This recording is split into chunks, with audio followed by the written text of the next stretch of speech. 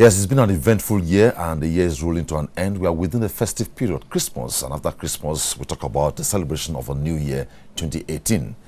Within the period, how has it been? And towards the beginning of next year, what would it look like? Will it be like the normal routine of the beginning of the year to the end?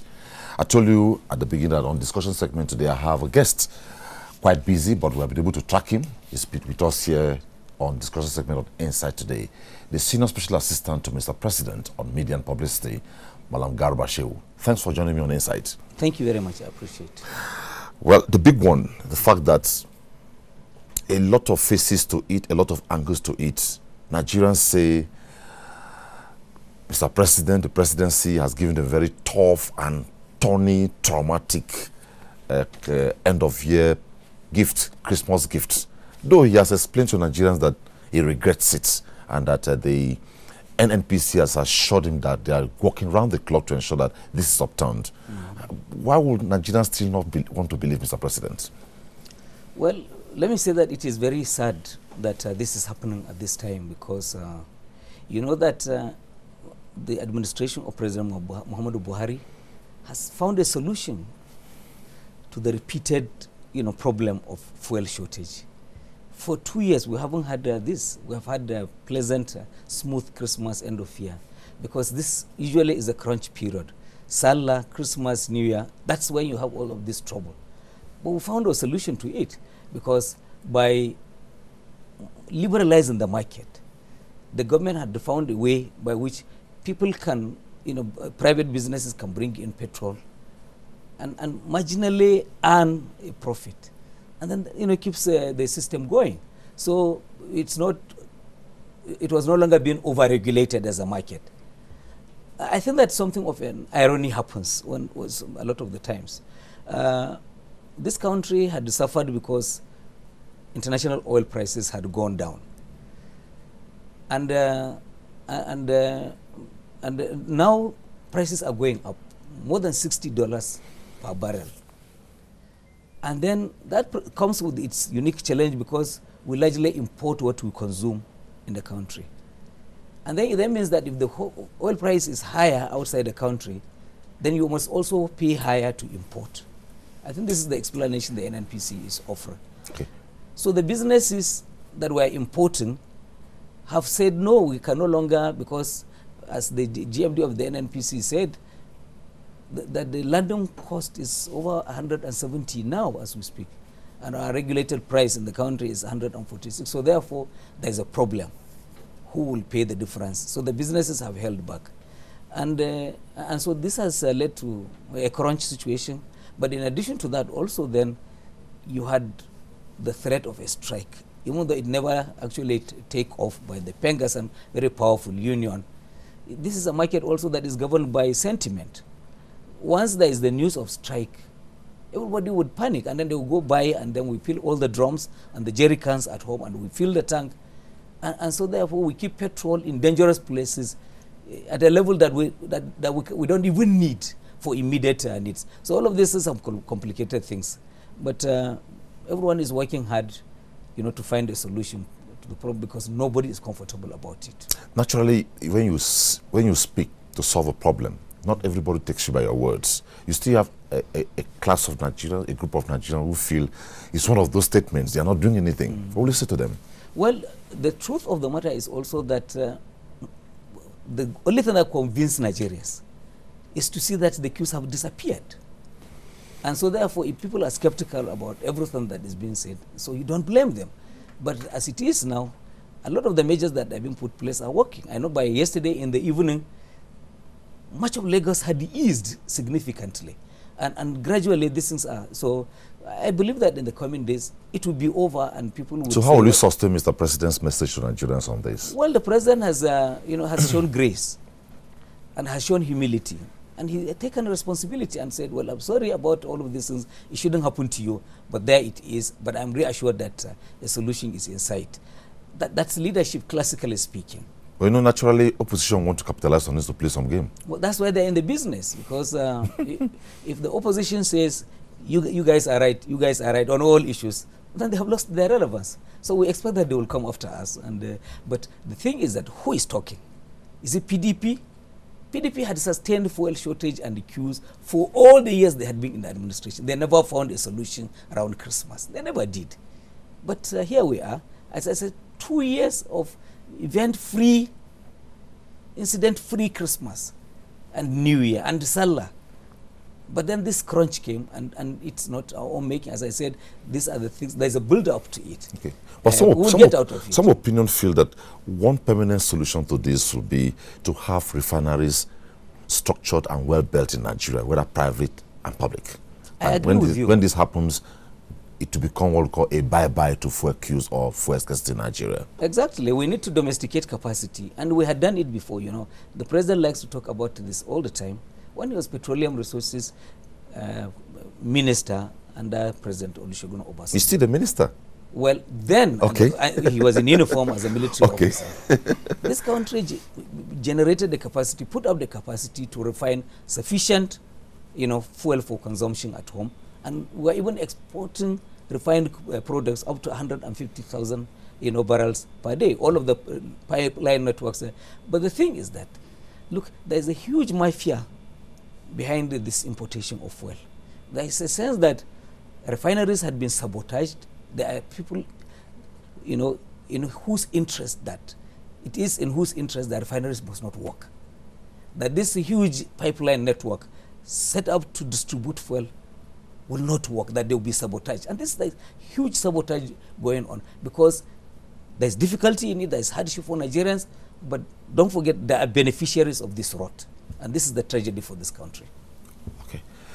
So I would have been naturally defaulted if I didn't start this interview from this segment, because this is what is trailing, and we hope that it's given by the words of Mr. President resolved. It is easing up. Yeah. Now, just the last Federal Executive Council meeting, the last but one of it, because I believe there will still be one before the end of the year. A lot of bills were ratified and submitted to, and transmitted to the National Assembly, and the concern basically is that they say it is to enhance good governance and effective service delivery in the country. Why now? Well, first of all, I will make a little correction because the Secretariat of the Federal Executive Council has gone on break. They have closed for the year. So there won't be any more fake meetings. Okay. And two, yes, there were a lot of, in fact, the Secretariat did something that is almost incredible, because as I speak to you now, there are no backlog of bills or memos for approval with the Federal Executive Council. They brought everything that they had before them. And all of these things, about 42 or so bills, were all cleared, but it couldn't be done in one day, because the president who presides obviously allows a democratic atmosphere in the deliberation and discussion and approval, you know, of all of these bills. So we had Wednesday, all of it was taken, and then the meeting was adjourned, and it continued until Thursday. But yes, it was hugely about major products. People are still adding up the numbers, but the sense is that up to about 1 trillion naira may have been given out in terms of contracts. A lot of it going into infrastructure. And a lot of policy also documents were there, as you said yourself, to give good governance, some of them having to do with the reforming financial systems in the country, the prisons, you know, immigration and all of that.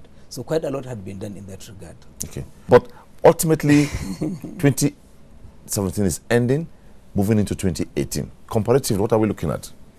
Ending the year compared to 2016 and beginning the year compared to 2017 well, you know, to 2018. Something happened monumentally concerning the president and his health, and that took him away from the country, and you know, see him rebuild the energy and stamina, and now he's fully back. There are a lot of even if some people say he was cloned. Yeah, well, don't mind them. They never believed us. Many of them believed the president will die. I say a number of people, probably even in government, probably they probably, some people may have done things differently, but that's God gives like God. So therefore, so the point is that the president is back again. A lot of the people, when they see him these days, they say, look, he looks even healthier, much healthier than he did when he came into office.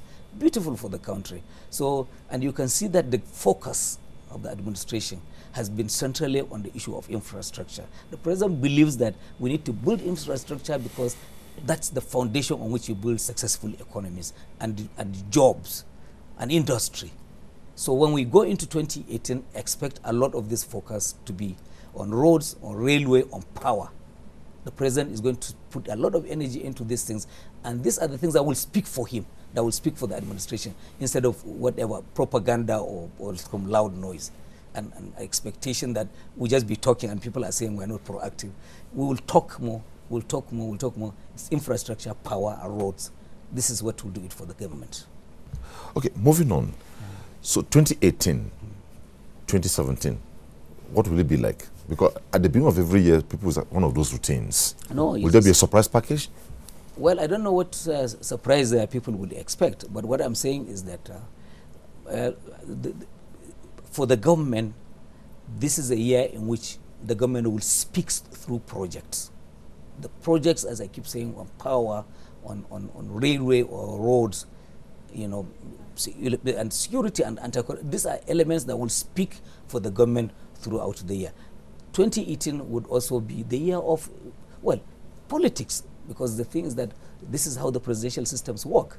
1 year before election, you expect a lot of political engagement. So it's going to be extraordinary. It's not going to be a normal run of the mill year. Certainly it will be different. Okay.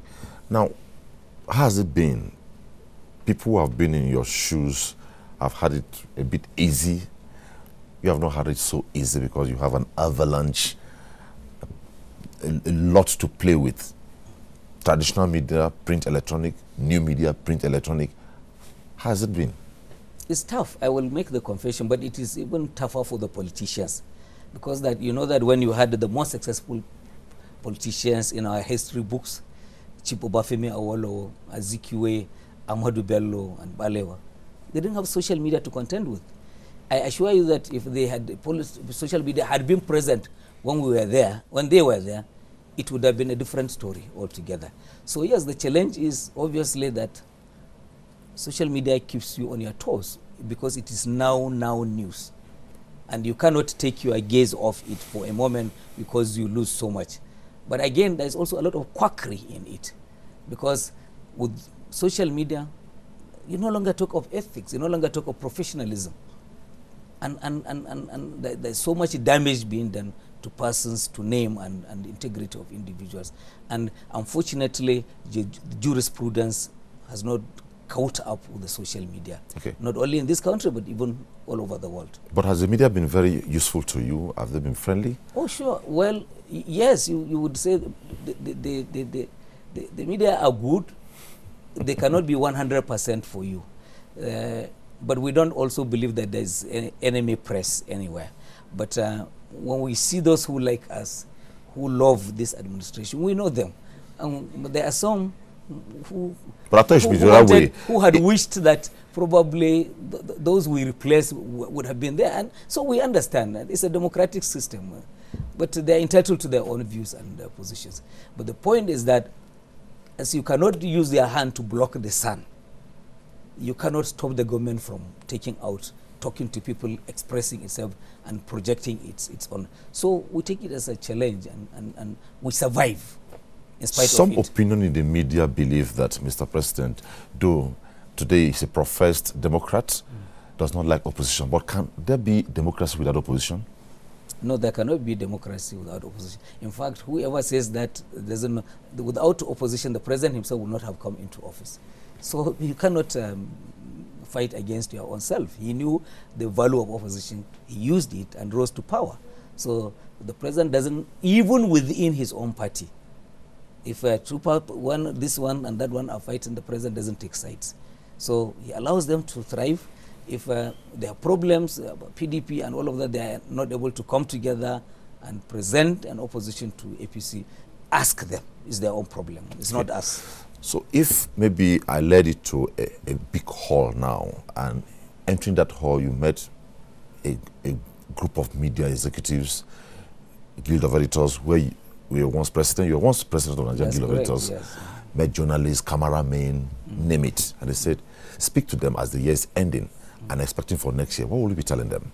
Well, I will ask that they show more understanding for the administration, because this administration is tackling some of the hardest tasks that anybody had ever confronted in the history of this country. At some point, you know, the problem of corruption had become a household possession. It was everywhere. And so the president says, look, I want to stop this thing. But there are enormous number of people who are beneficiaries of corruption itself. So they will fight, and that's what's happening in the country. Or issues of insurgency, look at how international it has become. Boko Haram in Maiduguri establishing contact. And when you look at the press some of the times, you wonder whether this is a Nigerian press. Because you cannot promote the enemy of the state against the state. It doesn't happen elsewhere.